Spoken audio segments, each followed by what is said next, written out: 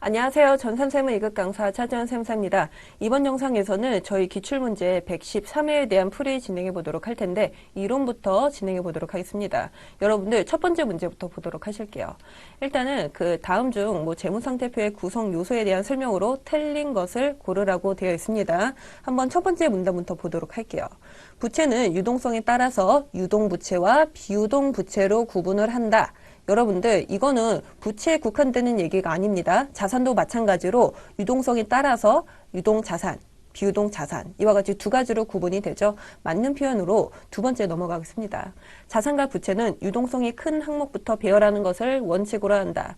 이와 같이 유동과 비유동으로 구분을 하기는 하지만은 재무상태표에 표시되는 그 방법으로는 유동이 먼저 나오고 그 다음으로는 비유동이 나온다라는 말인 거죠. 이것도 마찬가지로 옳은 표현이라고 할 수 있겠습니다. 그 다음에 그 세 번째, 자산은 유동자산과 비유동자산으로 구분하며 유동자산은 당좌자산과 투자자산으로 구분한다.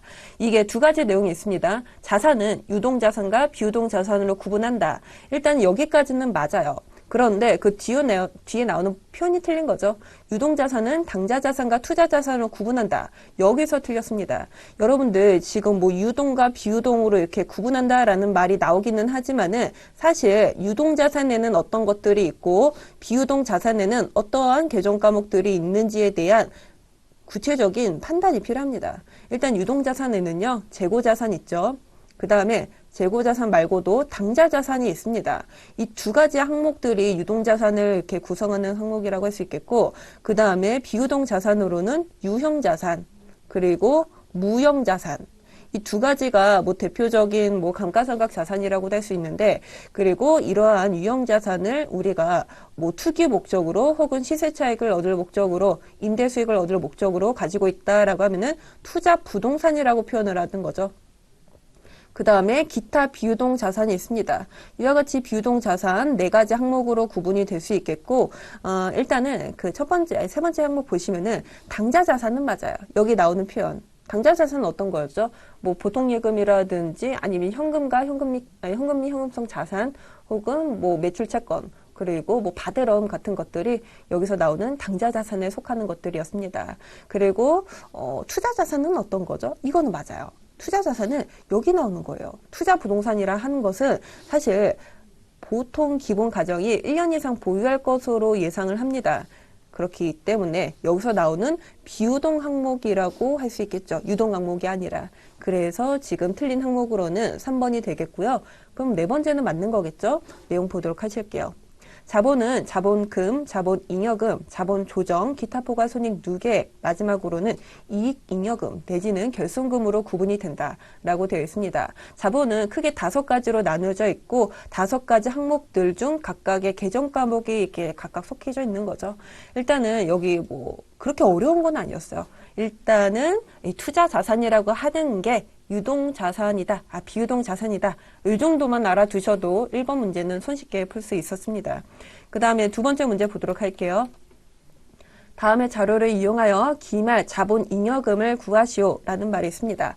여러분들 하단의 항목 보시면은 이게 자본잉여금만 있는 게 아니라 여러분들 그 1번에 4번 문제에서도 살펴봤다시피 그 자본금, 자본조정, 그 다음에 기타 포괄손익 누계, 그리고 마지막으로는 이익잉여금 네 가지 항목도 별도로 있다고요.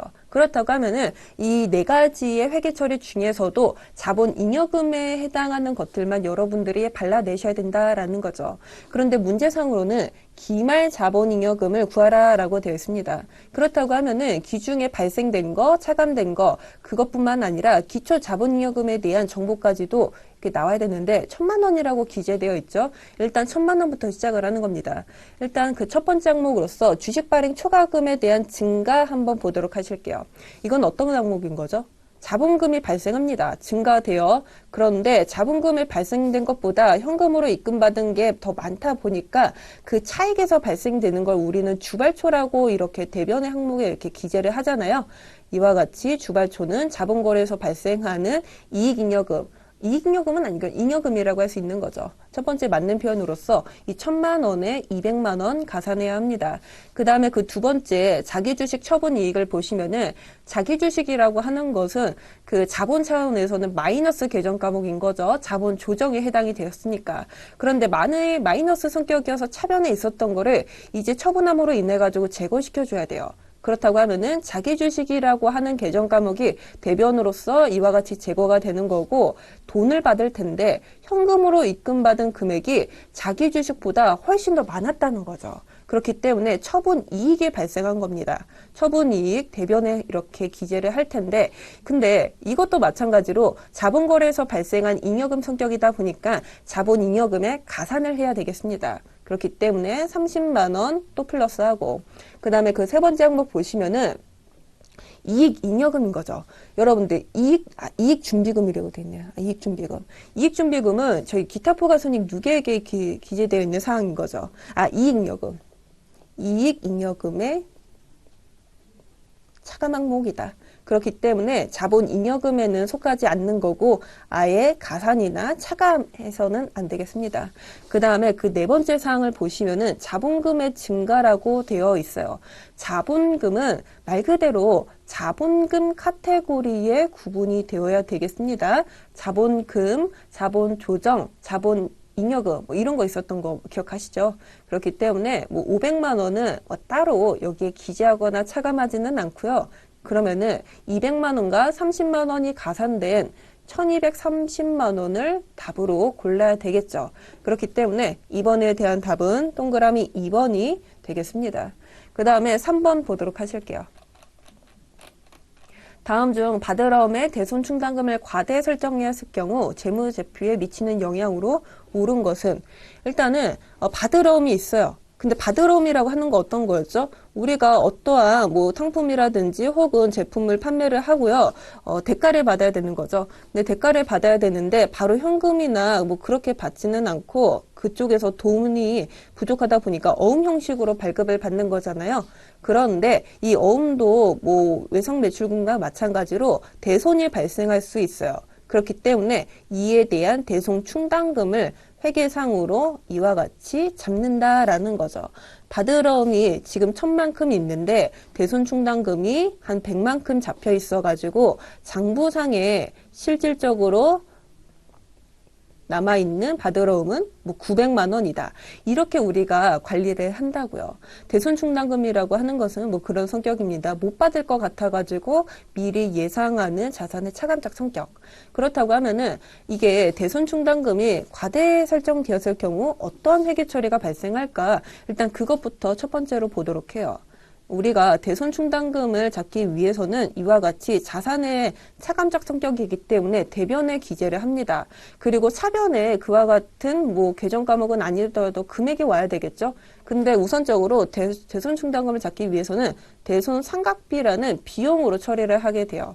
그렇기 때문에 우선적으로 이와 같이 대손 충당금을 과대 계상되었다라는 뜻은 대손 상각비라는 비용이 일단 과대 계상되었다라는 말과 동일하겠습니다. 그렇기 때문에 그 3번의 2번 보시면은 비용의 과대 계상은 아닌 거죠. 오히려 과대 계상이 되었겠습니다.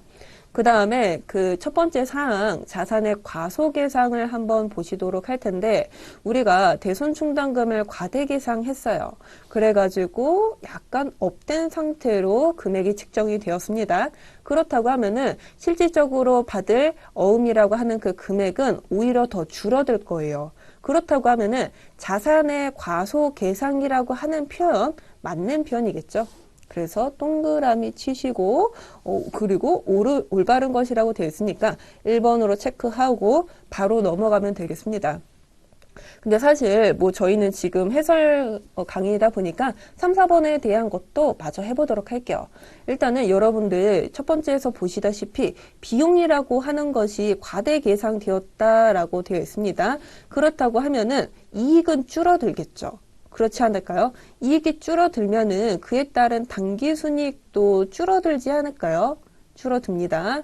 그리고 그에 따른 이익잉여금도 줄어듭니다. 비용이 과대 계상되면은 이익도 줄고 세금도 줄고 가상기순이익도 줄고 이익률도 줄고 그런데 여기에 내용을 보시면은 3, 4번 보시면은 당기순이익이 과대 계상되었다고 되어 있어요. 근데 오히려 과대가 아니라 과소 계상일 것입니다. 그 다음에 네 번째 이익잉여금의 과대 계상 이것도 과대가 아닌 과소로 이와 같이 수정을 해주셔야 되겠죠. 일단은 3번에 대한 답은 1번으로 체크하고 넘어가겠습니다. 그 다음에 네 번째 보도록 할게요. 다음 중 일반 기업회계 기준에 따른 유형자산에 대한 설명으로 옳지 않은 것을 고르라 라고 되어 있습니다. 첫 번째 사항 한번 보시면은 취득원가는 구입원가 또는 제작원가 및 경영진이 의도하는 방식으로 자산을 가동하는 데 필요한 장소와 상태에 이르게 하는데 직접 관련되는 원가로 구성이 된다. 일단은 뭐 취득원가 뭐 만들든 혹은 뭐 구입해 오든지 그리고 그 과정에서 발생하는 그 밖에 여러 가지 부대 비용이 발생한다고 하면은 그것은 모두 취득원가에 가산을 해야 되겠다라는 말 뭐 너무나 당연한 얘기인 거고요. 뭐 첫 번째 맞는 사항입니다. 그 두 번째 보시면은 취득세, 등록 면허세 등 유형자산의 취득과 직접 관련된 제세 공과금은 당기 비용으로 처리를 한다. 여러분들 취득세 우리가 어떤 때 우리가 비용 처리하죠? 비용 처리하는 게 어떤 때 이거 지출하죠? 우리가 뭐 건물을 취득한다거나 혹은 자동차를 취득을 한다거나 그와 같은 상황에서 우리는 이와 같이 취득세라고 하는 것을 지출을 하게 되고 일반적으로는 취득세는 그 자산을 취득하는 과정에서 어쩔 수 없이 필수 불가결로 발생하는 그런 항목이기 때문에 단기 비용으로 처리하는 것이 아니라 취득원가에 가산을 합니다. 그렇기 때문에 4번에 대한 답 2번으로 체크해야 될 것이고 세 번째 한번 보도록 할게요. 새로운 상품과 서비스를 소개하는데 소요되는 원가는 유형자산의 원가를 구성하지 않는다. 맞는 말이죠. 일단은 광고, 판촉 활동과 관련된 거는 광고 선전비라고 할 수 있겠습니다. 그리고 일반적인 광고 선전비는요, 이와 같이 판관비 성격이기 때문에 즉시 비용 처리로 처리가 되지 원가로 구성되진 않는다라는 거죠. 맞는 표현인 거고 그 네 번째 건물을 신축하기 위하여 사용 중인 기존 건물을 철거하는 경우에는 그 장부 금액은 제거하여 처분 손실을 반영하고 철거 비용은 단기 비용으로 처리를 한다. 이 기존에 사용하고 있던 기존 건물을 철거를 한대요. 근데 철거하는데 어떠한 이익이 발생하거나 뭐 자산으로 할 거리는 없는 거죠. 그러니까 그냥 장부 금액 없애주고 처분 손실 발생하는 거고 철거 비용 그냥 비용 처리하면 된다라는 말 맞는 표현인 거고 4번에 대한 답 2번으로 체크하고 넘어가겠습니다. 5번 문제 보도록 할게요.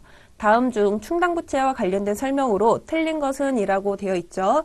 일단은 충당부채라고 하는 것이 어떠한 의미를 가지고 있는지 여러분들 보셔야 될 텐데 충당부채 뭐 부채이기는 하지만은 약간 애매한 것들을 우리 충당부채로 약간 뭐 곁들여서 이렇게 따로 이렇게 카테고리를 뒀죠. 일단은 여러분들 그 충당부채라 함은 뭐 다 비슷하기는 해요. 과거 사건의 결과로 우리가 뭐 이렇게 지출해야 하는 그런 현재 의무를 말하고 있는 거고 추정할 수 있다. 뭐 유출 가능성이 높다. 뭐 그런 항목이기는 한데 약간은 부채하고는 다른 점이 있습니다. 1번부터 4번까지 충당부채와 관련된 설명인 거고 이 중에서 한번 틀린 거 골라보도록 할게요. 일단은 그 첫 번째 사항을 보시면은 과거 사건에 의하여 충당부채를 인식하기 위해서는 그 사건이 기업의 미래 행위와 독립적이어야 한다.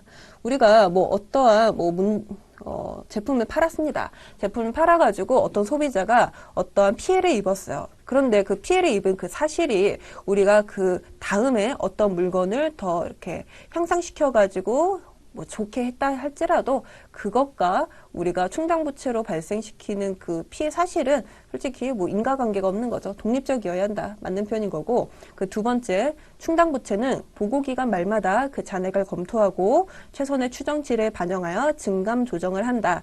말 그대로 충당부채는 이렇게 확정된 금액이 아닙니다. 그렇기 때문에 그 해당 연도에 어떤 사건들로 인해 가지고 증가될 수도 있는 거고 혹은 감소될 수도 있는 거죠. 그렇다고 하면은 이와 같이 잔액을 검토하고 여기서 혹시라도 어떠한 증감 사항이 없는지 그에 대한 내용을 반영을 하여서 최선의 추정치로 재무상태표에 반영을 해야 된다라는 거죠. 2번도 맞는 사항입니다. 그 다음에 그 세 번째 충당부채를 발생시킨 사건과 밀접하게 관련된 자산에는 그 예상되는 처분 차익은 금액의 측정에 고려하지 않는다. 이것도 그 첫 번째와 마찬가지입니다. 이거 처분 차익이든지 간에 혹은 예상되는 비용이든지 간에 그것은 충당부채에 아예 영향을 끼칠 수가 없습니다. 별개의 사건이라는 거죠. 별개의 사건이라고 하면은 영향을 끼치지 않아야 된다. 그 다음에 그 네 번째 사항을 보시면은 의무 발생 사건의 결과로 현재 의무가 존재하면은 자원의 유출 가능성이 낮더라도 충당부채를 인식해야 한다라는 말이 있죠. 잠시만 보도록 할게요. 유출 가능성이 낮다? 근데 여러분들 충당부채의 그 기본 요건 자체가 유출 가능성은 높아야 됩니다. 그리고 그 금액을 추정할 뿐인 거지 다른 요건은 부채와 동일하다고요. 그렇기 때문에 이와 같이 유출 가능성이 낮다라고 하면은 뭐 충당부채로 볼 것도 없다라는 거죠. 그렇기 때문에 5번에 대한 답 4번으로 체크하겠습니다. 그 다음에 6번부터 10번까지 뭐 원가와 관련된 내용이에요. 한번 문제 풀어보도록 하겠습니다. 주식회사 한국은 선의선주법에 의한 종합원가 계산을 적용하고 있으며 단기 생산 관련 자료는 다음과 같다. 지금 보시면은 종합원가 계산, 근데 그 중에서도 평균법 아니고 선의선주법. 품질검사는 완성도 30%의 시점에서 이루어지며 단기에 검사를 통과한 정상품의 3%를 정상공손으로 간주를 한다. 그리고 다음에 그 정상공손 수량은 몇 개인가? 그리고 그 네모 박스 안에 물량의 흐름이 있습니다. 그런데 일단은 뭐 여기 완성품, 기말 제공품 이것만 한번 보도록 할게요. 지금 뭐 튀기전 그려가지고 완성량을 그 대변의 상단에 이와 같이 기재를 하고요. 기말 제공품을 대변의 하단에 이와 같이 기재를 하도록 하겠습니다. 그런데 이게 선의선주법이라고 하면은 이게 단기 완성량이 사실은 기초 제공품 500개에서 완성이 되고 단기 착수한 2,000개 중에서 1,500개가 이렇게 완성이 되었다라는 표현인 거잖아요. 그런데 5,000개는 이미 완성도가 70%가 진행이 된 거고 나머지 30%만 진행이 되는 그런 수준으로 이렇게 넘어왔다는 거예요. 그 다음에 기말 제공품은 50%. 아니, 그렇다고 하면은 일단은 기초 제공품 이거 지금 30%의 시점에 품질검사가 적용이 될까요? 안 된다라는 거죠. 이미 70%가 직전 전기에 반영이 된다라고 볼 수 있으니까 이건 아니다. 그래서 1,500개와 기말 제공품 올해 30% 50%까지는 갔으니까 300개 중에서 여기에서 3%를 골라내야 된다라는 말입니다. 그렇다고 하면은 이 값 얼마인가요? 이렇게 구한 값으로 여러분들이 정상 공손 수량을 계산해 내야 되겠다. 그런 말인 겁니다. 일단은 여러분들 뭐 기초 제공품의 완성도가 여기서는 중요한 사항이라고 볼 수 있겠습니다. 혹시라도 이 완성도가 0%에서 아니야 0%라고 하면은 제공품으로 되지도 않았겠죠. 1%에서 뭐 29%까지라고 하면은 사실 올해 이와 같이 완성도 30%가 적용이 되기 때문에 이것까지도 우리가 정상품을 가산하는데 숫자에 이렇게 넣어야 됐어요. 근데 작년도에 70%가 됐다. 작년도에 이거 완성도 그 품질검사 받은 거죠. 그래서 고려 대상이 아닌 거고 그렇기 때문에 1,500개와 300개 중에서 3% 때리면 된다. 그런 계산 방식이었습니다. 그 다음에 그 7번 보도록 할게요. 다음 중 원가 회계의 목적과 거리가 먼 것은? 이라고 되어 있죠. 원가 회계 아주 원론적인 내용을 담고 있는 것 같아요. 첫 번째 사항을 보시면은 내부 경영 의사결정에 필요한 원가 정보를 제공하기 위함이다. 그렇죠. 이게 재무회계하고는 다르게 그 원가회계라고 하는 것은 그 내부적으로 우리가 얼마나 원가를 통제하고 잘 줄였고 그런 얘기를 하고 있는 거잖아요. 그렇기 때문에 일반적인 뭐 주주라든지 채권자, 은행, 정부와 같은 그런 외부 그 대상자가 아니라 내부의 경영 의사결정을 하는 그런 사람들을 위해 가지고 이러한 원가회계가 필요하다고요. 뭐 1번 맞는 거고 그 두 번째 원가 통제에 필요한 원가 정보를 제공하기 위함이다. 원가 통제. 사실 우리가 이익을 늘리기 위해서는 매출도 늘리는 그런 방법도 있기는 하지만은 그냥 보수적으로는 원가를 줄이는 방법이 가장 효과적이고 또 뭐 간단한 방법이라고 할 수 있겠습니다. 원가 통제라고 하는 거 어떻게 절감시켰느냐 그런 측면에서 원가 회계라고 하는 게 유용한 정보가 될 수도 있겠죠. 그리고 그 세 번째, 손익계산서상 제품 원가에 대한 원가 정보를 제공하기 위함이다. 그렇죠. 우리가 사실 손익계산서에는요, 매출액에서 매출 원가를 차감을 해야 돼요. 근데 매출 원가라 함은 사실 그 제조원가 명세서 상에 단기 제품 제조원가 그 내용이 담아 있어야 되는 거잖아요. 근데 그 내용을 담기 위해서는 손익계산서라기보다는 제조원가 명세서에서 그 내용을 담을 수 있다. 그런 측면에서도 맞는 표현이라고 할 수 있겠고, 그 네 번째, 이익잉여금 처분 계산서상 이익잉여금 처분 정보를 제공하기 위함이다. 이거하고 원가하고 무슨 소용없죠? 상관없죠. 4번이 정답이 되겠습니다. 그 다음에 8번 갈게요. 다음은 정상 원가 계산을 채택하고 있는 주식회사 서울의 2024년도 원가 관련 자료이다. 주식회사 서울은 직접 노동 시간에 비례하여 제조간접원가를 배부한다. 제조간접원가 배부액을 구하시오. 이 정상 원가 계산이라고 하는 게 어떤 거죠? 일반적으로 그 직접 재료비, 그 다음에 직접 노무비 같은 것들은 발생하는 즉시 원가가 측정이 되기 때문에 아무런 문제가 발생하지 않아요. 하지만 제조간접비는 다양한 제조간접비와 관련된 여러 가지 항목들로 이렇게 구성이 되는 거죠. 뭐 전력비가 될 수도 있고요. 아니면은 뭐 임차료 혹은 뭐 이자 비용, 여러 가지 비용이 합친 게 제조간접비라는 거죠. 그런데 제조간접비가 하나의 숫자로 완성이 되려면은 거의 10여 31일까지 합산만 하고 있어야 돼요. 그게 너무 비효율적이라는 거죠. 그렇기 때문에 제조간접비가 올해 얼마나 발생할 것인지 이와 같이 예상을 합니다. 그래가지고 예상을 했는데 그 값이 3,969만 원이라는 거죠. 그리고 제조간접 원가는 대부분이 직접 노동 시간을 가지고 측정되는 요소가 이렇게 많기 때문에 예상되는 그 직접 노동 시간도 이와 같이 올해는 직접 노동 시간이 9만 시간 발생할 거야 라고 이 두 가지를 예측했다라는 거죠. 그래가지고 이 배부율을 계산을 했다라는 거예요. 배부율을 계산을 했는데 사실 우리가 이렇게 두 가지를 예상을 하기는 했지만은 올해 실제 발생하는 직접 노동 시간도 달라질 수도 있는 거고 예상한 제조간접 원가와 실제 발생한 제조간접 원가가 다를 수도 있는 거잖아요. 보통은 다르겠죠. 그렇다고 하면은 이와 같이 배부율 곱해진 값에 실제 직접 노동 시간을 곱해가지고 이와 같이 배부액을 다시 계산을 해야 되겠다라는 겁니다. 예상치가 지금 분모가 달라졌으니까 분모를 실제값으로 환산을 하자라는 거죠. 배부액과 그리고 실제 제조간접 원가가 얼마만큼 차이가 나는지에 따라 가지고 뭐 유리한 차이 내지는 뭐 불리한 차이에 대한 설명도 같이 가능한 건데 이 문제에서는 그냥 단순히 배부액을 구하라라는 그냥 첫 번째 단계에서 문제가 끝났어요. 그래가지고 배부율에 7만 시간만 곱해주시면 답이 나오겠습니다. 8번 문제였고요. 그 다음에 9번 문제. 다음 중 제조원가의 분류로 잘못 구성된 것을 고르시오 라고 되어 있습니다. 이게 조금은 뭐 까다롭기는 한데요. 여러분들 결코 못 풀 문제는 아닙니다. 잘못 구성된 거 일단 첫 번째 사항을 보시면은 추적 가능성에 따른 분류, 직접 재료원가, 간접 재료원가, 직접 노무원가, 간접 노무원가. 일단은 재료원가를 직접과 간접으로 나뉘었고요. 노무원가도 마찬가지로 직접과 간접으로 나뉘었습니다. 이게 직접과 간접이 어떤 차이가 있는지 여러분들이 이걸 판단을 하셔야 되는 건데 이게 추적 가능성이에요, 말 그대로. 내가 어떠한 재료가 A 제품을 만드는데 B 제품을 만드는데 얼마만큼 쓰였는지를 직접적으로 추적이 가능하다라고 하면은 그거는 뭐 굳이 어떠한 배부율을 가지고 측정할 필요 없이 그냥 때려 박으면 된다라는 거죠. 하지만 간접 재료 원가 내지는 간접 노무 원가 등과 같이 이 간접 재료 원가 가장 대표적인 게 못이라고 할 수 있겠습니다. 우리가 가구를 만들어요. 근데 그냥 그런 거 있잖아요. 내가 어떤 체리 가구로, 체리 원목으로 만든 체리 가구, 내지는 이거는 자작나무로 만든 자작 가구, 이렇게 어떠한 원재료가 쓰였는지에 따라 가지고 그에 대한 제품을 구성을 한다고요.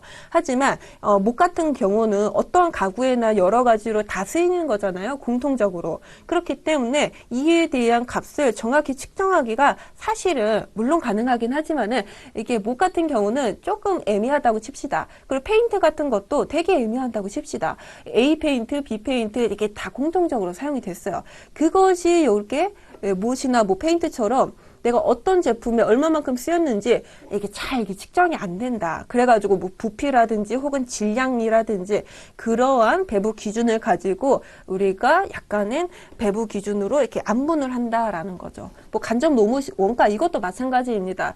우리가 A 제품을 만드는데 B 제품을 만드는데 각각 투입되는 그 사람이 달라요. 그렇다고 하면은 그 사람에 대한 인건비는 직접 노무원가라고도 볼 수 있겠지만은 그 사람을 감시하는 감독자도 따로 있지 않겠습니까? 근데 그 감독자는 A 사람도 A 제품에 투입되는 사람, B 제품에 투입되는 사람 동시에 관리를 한다라는 거죠. 감독자이다 보니까.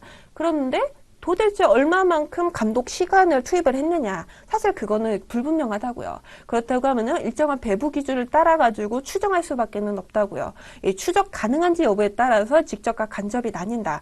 이거 옳은 표현이라고 할 수 있겠고.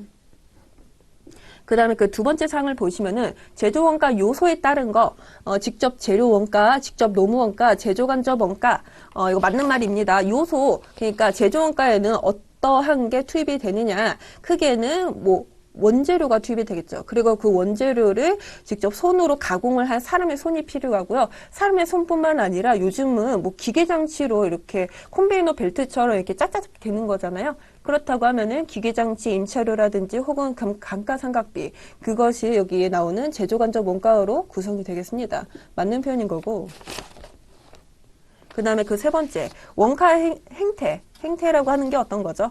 여러분들 행태라고 하는 것은 그 주업도의 그 수준에 따라 가지고 이게 주업도가 증가하면 증가할수록 그 원가도 비례적으로 이렇게 증가를 하는지 내지는 주업도가 이게 계속 증가함에도 불구하고 원재료의 원가에 대한 행태가 고스란히 유지가 되는지 그 얘기를 하고 있는 거거든요. 그러니까 이 말은 즉슨 원가 행태라고 하는 것은 결국은 변동 원가이냐 혹은 뭐 고정 원가이냐 아니면은 뭐 그에 대한 혼합으로서 준변동이 있고 준고정이 있잖아요. 그에 대한 걸 말하고 있는 겁니다. 그런데 여기에서는 그냥 단순히 재료원가, 노무원가, 제조간접원가라는 표현으로 이렇게 다 있기 때문에 틀린 거죠. 3번에서 틀렸습니다. 그 다음에 발생 형태, 이거는 뭐 말할 것도 없고요. 3번에서 틀린 겁니다. 3번.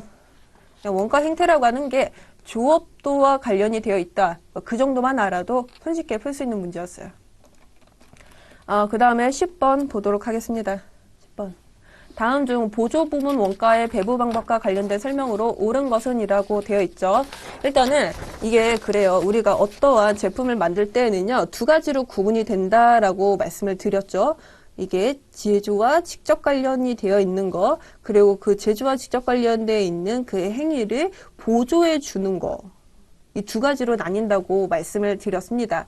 그런데 보조에서 제조로 원가를 배부를 해야 되는데 원가를 배부하는 게 사실은 인위적인 방법이에요. 그런데 이 인위적인 방법을 크게 세 개로 나뉜다라는 거죠. 일단은 직접 배분법, 그 다음에 단계 배분법, 그 마지막으로는 상호 배분법. 크게는 이와 같이 세 가지로 나뉘고 있습니다. 직접 배분법이 가장 간단하죠. 가장 간단한 만큼 약간 그에 대한 결과값도 간단해요. 단순합니다. 복잡하지 않아요. 그렇다 보니까 현실을 크게 충분히 이렇게 반영이 시켜주는 못하는 뭐 그런 단점도 존재하죠. 하지만 상호 배분법으로 가면 갈수록 그에 대한 계산 산식 자체가 복잡합니다. 복잡한 만큼 다소 시간이 걸리고 돈이 투입될지라도 그에 대한 값은 현실을 충분히 반영해 줄 수 있다라는 장점이 존재하죠. 이런 사항들 이렇게 살펴봤고요. 문제 풀어보도록 할게요. 일단은 직접 배분법은 보조 부분 상호 간의 용역수수 관계를 전혀 인식하지 않아 항상 가장 부정확하다. 여러분들 전혀 인식하지 않아 여기까지는 맞습니다. 하지만 항상 가장 부정확하다. 솔직히 항상이라는 말은 회계에서 잘 나오기 힘든 단어예요. 예외사항이 있을 수 있으니까. 왜냐면요. 이렇게 우리가 직접보다 그래도 조금 결과값이 잘 나올 수 있는 단계 배분법을 사용한다고 쳐요. 하지만 단계 배분법이라고 하는 것은 이와 같이 그 우선순위에 따른 보조 부분 원가를 이렇게 우리가 정해가지고 제조 부분을 이렇게 배분을 하는 거거든요. 근데 혹시라도 원가 우선순위가 낮은 걸 우선적으로 일괄적으로 배분을 하다 보면요. 그에 대한 결과값이 직접 배분법보다 훨씬 더 부정확할 수 있다라는 거죠. 그렇기 때문에 직접 배분법이 가장 단순한 방법이라고 해가지고 그에 대한 값도 항상 부정확하냐? 그건 아닐 수 있다. 항상이라는 단어 때문에 이거 틀린 거죠. 그 다음에 그 두 번째 상호배분법은 보조 부분 상호 간의 용역수수 관계를 가장 정확하게 배분함으로 이와 같이 가장 많이 이용된다라는 말이 있습니다.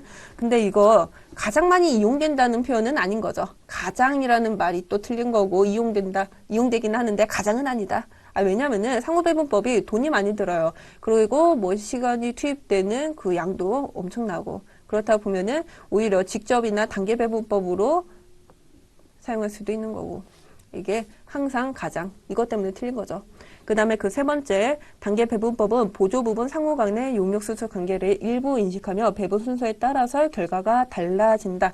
일부 인식 맞고요. 배분 순서 내가 보조 1을 하느냐 보조 2를 먼저 하느냐에 따라서 결과가 달라집니다. 3번이 지금 정답이라고 할 수 있겠죠. 네 번째, 우선순위가 낮은 부분의 원가를 우선순위가 높은 부분과 제조 부분에 먼저 배부한다.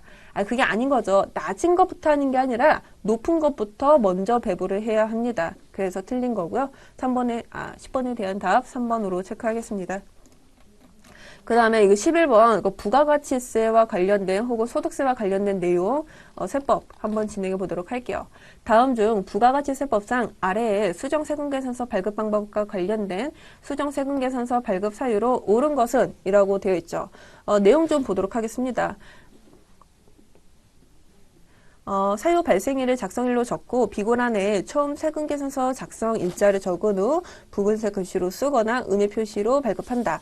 근데 이건 중요한 게 아니고요. 사유 발생일을 작성 일자로 적는다. 이게 중요해요. 보통은 우리가 어떤 예상치 못한 상황들로 인해 가지고 먼저 발급한 세금계산서를 취소해야 할 때가 있거든요. 그렇다고 하면은 내가 인지하지 못했어요. 예상하지 못했어요. 그렇다고 하면은 그에 대한 수정을 사유가 발생한 날짜로 적는다고요. 그래가지고 그 1번부터 4번을 보시면은 2번 계약의 해제 이게 그에 대한 사유라고 볼 수 있다라는 거죠. 내가 계약을 했는데 언제 해제될지는 사실 그 거래 상대방에 달린 거잖아요. 나는 모르는 거잖아요. 해제일자로 그냥 발급일자, 작성일자 적으면 된다고요. 그렇기 때문에 2번이 정답이 되겠습니다. 그 다음에 뭐 착오로 이중으로 발급한 경우 본인이 실수한 거죠. 그 다음에 세 번째, 필요적 기재사항 등이 착오 외의 사유로 잘못 적힌 경우 본인이 실수한 겁니다. 그 다음에 네 번째, 면세 등 세금계산서 발급 대상이 아닌 거래 등에 대하여 세금계산서를 발급한 경우 이것도 마찬가지로 이게 불가결의 그런 외부적인 요소가 아니라 본인이 실수를 했어요. 그렇다고 하면은 이거는 이것과는 무관하다. 그 다음에 12번 다음 중 부가가치세법상 공제하지 아니하는 매입세액이 아닌 것은 이게 공제하겠다는 거야? 아니겠다는 건가요? 공제하지 아니하는 공제 안 한대요. 공제되지 않는 매입세액이 아닌 것은 그 말은 즉슨 공제되는 매입세액은 무엇이냐 그 얘기인 것 같아요. 첫 번째 보시면은 토지 이거 공제 안 되죠. X표 칠게요. 두 번째 사업과 직접 관련이 없는 지출에 대한 매입세 관련이 없대요. 그러면 안 되죠. 그 세 번째, 기업 업무 추진비 및 이와 유사한 지출과 관련된 매입세. 이거 접대비 말하고 있는 거죠? 안 됩니다. 그 다음에 네 번째, 세금계산서 임의적 기재사항의 일부가 적히지 아니한 지출에 대한 매입세.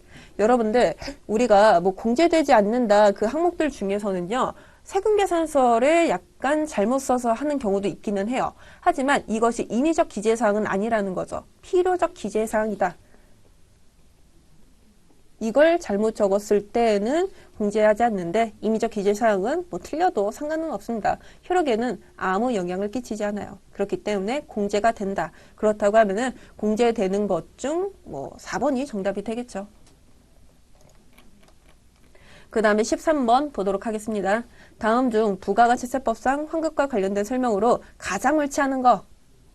첫 번째, 각 과세기간별로 그 과세기간에 대한 환급사액을 확정신고한 사업자에게 그 확정신고 기한이 지난 후 25일 이내에 환급을 해야 한다. 일단은 환급과 관련된 기간이 나온다고 하면은 일단은 25일 이내 아니죠. 무조건 30일 아니면은 15일입니다. 일반 환급이 30일인 거고 조기 환급이 15일인 거죠. 그런데 25일이래요. 이것 때문에 틀린 겁니다, 솔직히. 이거 바로 1번을 체크하고 다른 문제 나가야 되는데, 일단 보도록 할게요. 그 다음에 그 첫 번째 문장을 보시면은, 기한이 지난 후, 확정신고 기한이 지난 후, 이런 표현 많이 씁니다. 원래 이 기한이 지나는 게 맞아요. 일단은 기한까지는 얼마든지 재신고가 가능하기 때문에 그때까지는 셔터를 열어뒀다가 25일 딱 끝나는 순간 셔터 닫는 거죠. 그리고 셔터 닫은 그 신고서를 가지고 이게 일반 환급인지 혹은 조기 환급인지에 따라 가지고 기한으로부터 30일 내지는 15일 이내로 환급을 해주셔야 됩니다.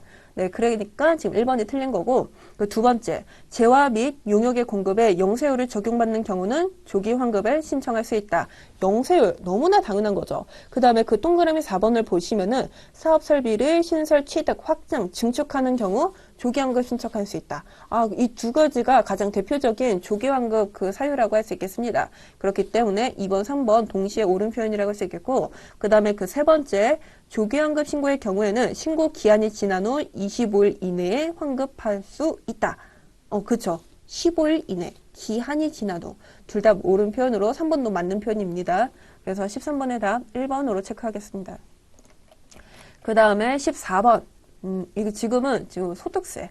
다음 중 소득세법상 종합소득에 대한 설명으로 틀린 것은 첫 번째 보도록 할게요. 이자소득은 총수익금액과 소득금액이 동일하다. 이자소득 같은 경우에는 이게 따로 이렇게 비용이 드는 뭐 그런 성격의 수입은 아닙니다. 그렇기 때문에 필요경비라고 하는 것이 애시당초에 인정이 안 되죠. 그렇다고 하면은 총수익금액과 소득금액은 같을 수밖에 없다. 옳은 표현인 거고, 두 번째, 퇴직소득과 양도소득은 종합소득에 해당하지 않는다. 그렇죠. 퇴직이나 그 양도소득 같은 경우에는요, 이 소득이 발생하기까지 최소한 몇 년의 시간이 흘렀습니다. 그 몇 년의 시간이 흐른 그 누적의 그 소득을 이와 같이 종합소득에 가산을 한다라고 하면은 굉장히 징발적 성격의 세금이라고 할 수밖에 없어요. 그렇기 때문에 이 두 가지의 경우에는 종합소득이 아니라 분류과세로 종결한다라는 그런 언급이 있었습니다. 그렇기 때문에 옳은 표현이라고 할 수 있겠고, 그 세 번째, 사업소득, 근로, 연금, 기타 소득에는 비과세 소득이 존재한다. 있습니다. 근데 여러분들 이걸 지금 당장 이렇게 열거하지는 않을게요. 그 네 번째, 금융소득. 금융소득이라고 하는 것은 이자소득, 배당소득을 합쳐서 우리는 금융소득이라고 표현을 합니다. 이와 같이 금융소득의 그 납세자의 선택에 따라서 금융소득 종합과세를 적용할 수 있다. 이게 틀린 거죠. 여러분들 사실 우리가 금융소득을 전산세무 2급 과정에서 그렇게 중요성 있게 다루지는 않아요. 그런데 딱 이것만 아는 거죠. 이게 금융소득이 2천만 원을 초과하느냐 아니면은 2천만 원 이하이냐에 따라 가지고 2천만 원을 초과한다고 하면은 무조건 종합과세예요. 그 다음에 그 이하라고 하면은 분리과세인 거고, 그렇기 때문에 적용할 수 있다가 아니라 2천만 원 초과하면은 종합과세 해야 한다. 의무사항이라는 거죠. 그렇기 때문에 틀린 답 4번입니다. 그 다음에 15번 가도록 할게요. 다음 중 소득세법과 결손금, 이월결손금에 대한 설명으로 가장 옳지않은 거. 여러분들 일단은 결손금과 이월결손금이라고 하는 거 어떻게 다른 건지는 알고 계시죠? 단기에 발생한 그 마이너스를 결손금이라고 하는 거고, 단기에 발생한 거 혹은 전기에 발생한 그 결손금이 아직 사라지지 않고 2월이 된 거라고 하면은 2월 결손금인 거잖아요. 그렇다고 하면은 한번 가보도록 할 텐데, 이게 결손금, 2월 결손금은 결국 언제 공제를 하는지가 굉장히 중요합니다. 왜냐하면 소득금액에서 차감되는 거잖아요.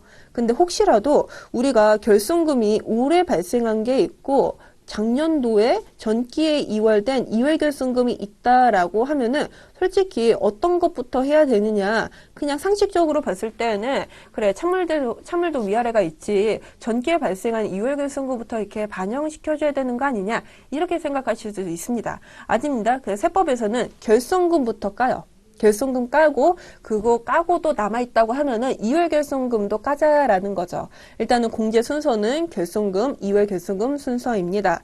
그 다음에 결손금이든 2월 결손금이든 우리가 뭐 사업소득에서 이렇게 발생을 했잖아요. 그렇다고 하면은 어디서부터 까느냐?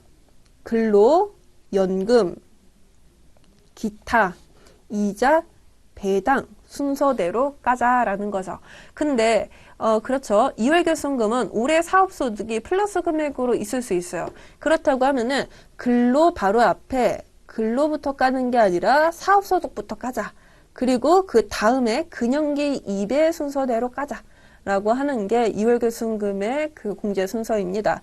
그 다음에 여러분들이 주의를 해주셔야 될 게, 우리 사업소득이 일반적인 사업에서 발생하는 결손금도 있을 수 있는 거고, 그렇잖아요. 부동산 임대업에서 발생하는 뭐 그런 것도 있을 수 있잖아요. 보통은 마이너스가 발생하지 않는데, 마이너스가 발생했다고 칩시다. 근데 이 부동산에 대한 임대도 상가 임대가 있고, 그 다음에 주택 임대가 있습니다. 부동산도 상가 아니면 주택인 거잖아요. 아니, 그렇다고 하면은 우리가 상가임대에서 발생한 이거 다른 소득에서 깔 수 있느냐? 그거 어떻게 배웠죠? 상가임대는 못 갑니다. 다른 소득에서 못 가요. 그렇습니다. 상가임대가 올해 결손금으로 발생했어요. 그러면은 근영기 2배 순서대로 깔 수 있느냐? 못 갑니다. 하지만 주택임대는 깔 수 있습니다. 그 정도 차이점만 구분하시면 될 것 같아요. 그러면은 본격적인 문제풀이 한번 들어가 보도록 할게요. 첫 번째, 비거주용 상가라는 거죠. 상가 부동산 임대업에서 발생한 기이월 결손금은 타 소득에서 공제할 수 없다. 그렇죠. 못 갑니다. 무조건 상가 부동산 소득에서만 깔 수 있다라는 거죠. 그 다음에 그 두 번째, 추계신고 시에는 원칙적으로 이월 결손금을 공제할 수 없다. 이게 추계신고라고 하는 게 일반적인 장부 작성 방법이 아닙니다. 추계라 함은 추정해서 계산한다는 뜻인 거거든요. 어떤 걸 추정해서 계산하느냐? 비용을 추정해요. 그렇다 보니까 총 수익금액의 일정 퍼센티지만큼을 경비로 인정을 한다고요. 그렇기 때문에 이러한 결손금이나 뭐 이런 결손금 그런 거 아예 공제할 수조차도 없다라는 거죠. 이미 추계신고에서 추계라는 혜택을 주었기 때문에. 그 다음에 그 세 번째, 해당 과세기간에 일반 사업소득에서 결손금이 발생하고 이월 결손금도 있는 경우에는 이월 결손금을 먼저 다른 소득금액에서 공제한다. 아니다. 결손금부터 깐다. 네, 그래서 지금 3번이 틀린 거죠. 네 번째, 결손금의 소급공제는 중소기업에 한하여 적용이 된다.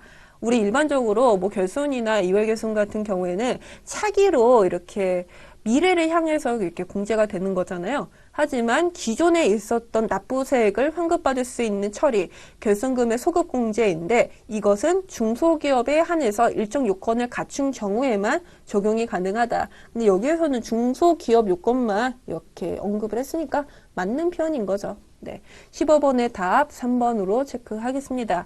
저희 지금까지 113회 이론에 대한 해설 진행을 했고 그 다음 영상에서는 실무 해설과 관련된 내용 진행해 보도록 하겠습니다. 수고하셨어요.